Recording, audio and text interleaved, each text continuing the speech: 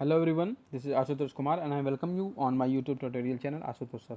आज हम लोग इंट्रोडक्टरी के बारे में पढ़ेंगे इस ऑनलाइन क्लास में, जो इट के नाम से जाना जाता है। इसके पहले मैंने एक इंट्रोडक्टरी पढ़ाया है जिसका नाम होता था देयर का यूज़ बताया था। अभी आज हम लोग इट का यूज़ समझेंगे कि इट कैसे सेंटेंसेज में यूज किया जाता है। ट्रांसलेशन का सेक्शन है ये, ट्रांसलेशन की सीरीज़ जो स्टार्ट हुई थी उसका ये नेक्स्ट एपिसोड है। तो इसमें इंट्रोडक्टरी इट का हम यूज़ कब करते हैं, सबसे पहले आपको इससे समझना है। इंट्रोडक्टरी इट का हम यूज़ तब करेंगे जब कभी सेंटेंस में जो है किसी मौसम की बात की गई हो, किसी महीने की बात की गई हो, जो साल का महीना होता है, किसी भी दिन की बात की गई हो, किसी भी प्राकृतिक घटना की बात की गई, जो नेचुरल डिज़ास्टर वगैरह होते हैं, या फिर बारिश हो रही हो, या फिर धूप बहुत ज़्यादा तेज़ हो रही हो, मौसम से रिलेटेड कोई भी चीज़ होगी, उसके बारे में कोई बात हो रही होगी, तो आप इसको यूज़ करेंगे। दूसरा, आपको तब ये यूज़ करना है जब सेंटेंस में कभी भी सब्जेक्ट नहीं दिया हुआ हो, सब्जेक्ट क्लियर नहीं हो रहा हो कि सब्जेक्ट क्या यूज़ करना है, इसमें क्या दिया हुआ है, तब आपको इट का यूज़ कर लेना है। तो बेसिकली ये चीज़ें, दो चीज़ें आपको ध्यान रखनी है जो इट का यूज़ समझाती हैं यहाँ पर। इट जब भी हम लोग यूज़ करते हैं तो इसे सिंगुलर माना जाता है। ही, शी, अगर आपने केसेस पढ़े हैं पजेसिव, ये इसके नाउन के, जिसमें प्रोनाउन के केसेस होते हैं, जिसमें के इसका नॉमिनेटिव केस होता है, तो उसमें आपने सेक्शन पढ़ा होगा जिसमें इट भी दिया रहता है, थर्ड पर्सन का एलिमेंट माना जाता है इसे। तो जहाँ पर आप लोग ये देख रहे हैं आज के समय में, अभी ये सामने देख रहे हैं जो, ये तब हमें यूज़ करना है जब इंट्रोडक्टरी इस तरीके की चीज़ों को हमें डिनोट करना हो, जिसमें महीने, सम, मौसम या फिर प्राकृतिक घटनाओं की बात हो रही हो तब। तो कैसे सेंटेंस को आप ट्रांसलेट करोगे, चलिए उसे समझते हैं। सेंटेंस में जैसे लिखा होगा, अगर आज गर्मी अधिक है, तो बड़ा आसान सा है कि आप उसे इट से स्टार्ट करेंगे। मौसम की बात की जा रही, it is much hot today, इस तरह सेंटेंस आप इसे ट्रांसलेट कर सकते हैं। कोई टफ चीज़ नहीं है, बस आपको ये समझना है कि इट का यूज़ आपको कब करना है। तो इट का यूज़ कब करना है, जब आपको लिखा हो जैसे आज गर्मी अधिक है, आप बोले यहीं पे आज ठंडी बहुत ज़्यादा है, आप इसी जगह पे बोलें आज बारिश ज़्यादा हो रही है। तो इस टाइप के सेंटेंसेस में जब भी होगा, तो आज, कल, इस टाइप की जब चीज़ें चलती हैं तो इट का यूज़ कर लिखते हुए हम इस सेंटेंस को शुरू करते हैं। तो इसको भी वैसे ही करना है। फिर इसी तरह सेंटेंस है, घर के बाहर अंधेरा है, तो सेंटेंस आप इसे लिख सकते हैं कि it is dark outside the house. Dark का मतलब अंधेरा होता है, तो आप इस तरह से सेंटेंस को यूज़ करके लिख सकते हैं। तो it is dark outside the house, तो सेंटेंस आपका ट्रांसलेट हो जाएगा। देखिए, बड़ी छोटी सी चीज़ लग रही है, लेकिन जब सेंटेंस आपको पूरा पूरा पैराग्राफ में दिया होता है, आप किसी कॉम्पिटिटिव एग्ज़ाम में, किसी एग्ज़ाम में जब पैराग्राफ को ट्रांसलेट कर रहे होते हो, तब इन चीज़ों के आपको उस समय महत्व समझ में आता है कि वहाँ पे ट्रांसलेशन कई बार जो है समझ में नहीं आएगा। तो आप जब ये प्रैक्टिस करके रखेंगे तो आपके लिए वो सेक्शन बहुत आसान हो जाएगा।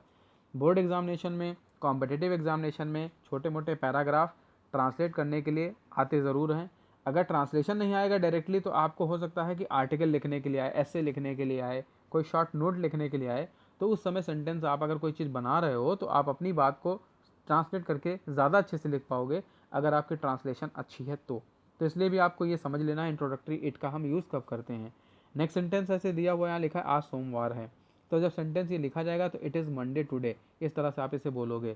आप इसे हैबिट में लेके आइए। कभी कभी सेंटेंस हम लोग बोलते हैं ना, आज गुरुवार है, आज बृहस्पतिवार है, आज अमावस है, इस टाइप की जब हम बातें बोलते हैं, तो आप वहाँ पे भी सेंटेंस को इसी तरह से बोल सकते हैं। It is Monday today, it is Thursday today, या जो भी दिन आप बोल रहे हो उस दिन को आप इंक्लूड करते हुए सेंटेंस को आप बोलोगे। तो कई बार प्रोनाउंसिएशन में, कई बार आप ये नॉर्मल नरेशन जब आप किसी से बातचीत कर रहे हो, उस दौरान भी सेंटेंसेस को बोल के आप प्रैक्टिस कर सकते हैं।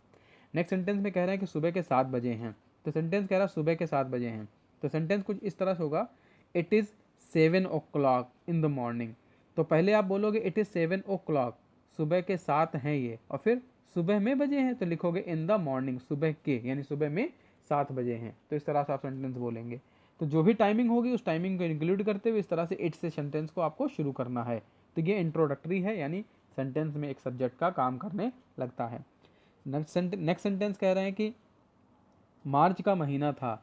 अब देखिए, था की बात कर रहे हैं, तो था में आपको अब इज़ नहीं लगाना है, अब आपको वाज का यूज करना है। एक चीज़ आपको ये ध्यान रखनी कि इट के बाद में वर और आर और एम, ये तीन चीज़ें नहीं लगनी हेल्पिंग वर्ब में। तो आप वहाँ पे वाज और इज़ ही लगाएंगे। प्रेजेंट में आप यूज कर रहे हो तो इज़ का यूज करोगे, और पास्ट में आप लिख रहे हो तो वाज का यूज करोगे। ये दो चीज़ें आपको ध्यान रखनी है। तो सेंटेंस कह रहे हैं कि मार्च का महीना था, it was the month of March, इस तरह से आप सेंटेंस बोल सकते हैं।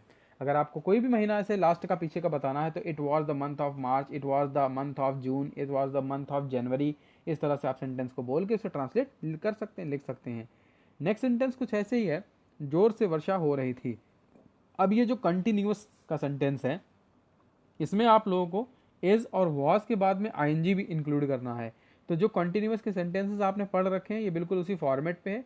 आप यहाँ पर इस सेक्शन में सिर्फ एक चीज़ समझ रहे हैं, वो इट का यूज़ कैसे करना है, तो आप इस पर फोकस करेंगे। बाकी का रूल आपने पहले अगर पढ़ा है तो वो चीज़ आपको क्लियर हो जाएगी। अगर नहीं पढ़ा है तो आप प्लेलिस्ट जाके चेक करिए, वीडियो पढ़ा है उस चीज़ को आप देख सकते हैं, उसकी प्रैक्टिस भी आप कर सकते हैं। तो सेंटेंस स्टार्ट करोगे आप तो लिखोगे इट वॉज रेनिंग हैवली। अब हैवली का मतलब है जोरों से वर्षा होना, तेज़ से वर्षा होना, बहुत तूफानी वर्षा होना। तो वहाँ पे जब ये बात इंक्लूड करनी होगी तो आप लिखोगे इट वॉज रेनिंग हैवली, तो इस तरह सेंटेंस बन जाएगा। नेक्स्ट सेंटेंस है ये वही है जिसने मेरी सहायता की थी। It is who helped me, तो सेंटेंस बनेगा it is he who helped me, यह वह है जिसने मेरी सहायता की थी। तो ये सेंटेंस कह रहा ना ये वही है जिसने मेरी सहायता की थी, तो इट इज़ ही, इस तरीके से बोलोगे। अब आप अगर यहाँ पे वही है जिसने आपकी सहायता की होगी, इट इज़ मी, तो वहाँ पे आप ये भी कह सकते हो, अगर आप अपने आप को इंक्लूड कर रहे हो तो बोल सकते हो it is me who helped you. इस तरह सेंटेंस भी हो सकता है कि यह मैं ही हूँ जिसने तुम्हारी मदद की थी उस वक्त।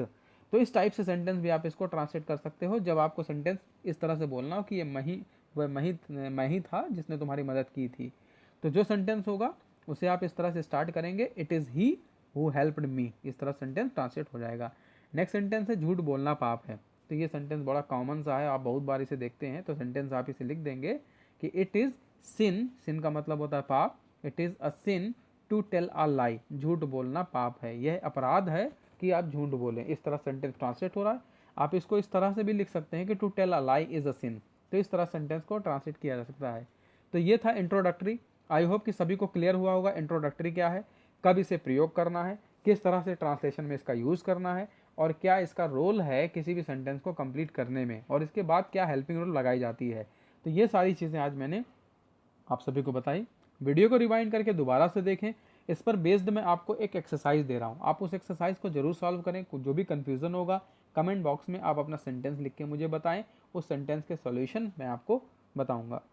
तो थैंक यू क्लास, आज की क्लास यहीं तक है। नेक्स्ट ई लर्निंग सेशन में हम आपसे फिर मिलेंगे ऐसे ही नए वीडियो के साथ में। तब तक के लिए stay happy, stay safe and keep watching Ashutosh sir channel.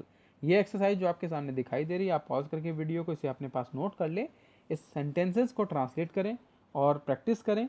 जो भी कन्फ्यूज़न होगा मुझे लिखकर ज़रूर बताएं। Okay, thank you class.